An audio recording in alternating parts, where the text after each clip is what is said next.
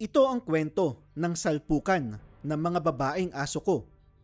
Sa aking mga asong babae, ang pinakamay saltik ay si Turkey at ang mga Rottweilers na sina Lucy at Six. At dahil nakahiwalay na sina Lucy at Six, ang talagang binabantayan ay si Turkey. Ba't nagsalpukan yung kwan? Di ko alam kasi wala ako doon Kung napunta ako, nagsalpukan na sila Bakit nagsalpukan yung mga babaeng aso? Nagsalpukan sila kasi epal yung isa. Kasi nilalambing ng videographer si Turkey, umepal si Senyora, kaya iyon bangas-bangas pagmumukha niya. Sa mga nagtatanong kung bakit walang tainga ang mga livestock guardian dogs, ito ang sagot. Si Senyora ay isa ding livestock guardian dog na may tainga.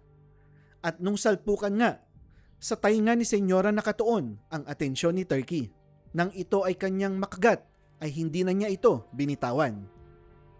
Sa farm setup, pwedeng si Turkey ay ang wolf at si Senyora naman ang livestock guardian dog. Isipin na din natin na si Turkey ay may backup na mga wolves na aatake kay Senyora kapag si Turkey ay nakagat na sa tainga. Ang ending, sumalangit na si Senyora. Buti na lang noong nakaraang salpukan ay naawat agad si Turkey at Senyora. May mga sugat sa tainga si Senyora pagkatapos ng salpukan. Ito naman ay agad namang ginamot ng aking mga dog keepers. Ito na ang tainga ni Senyora ngayon.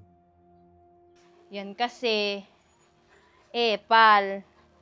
Hindi naman siya yung nilalambing, lumapit pa, alam na nga si Losa Turkey.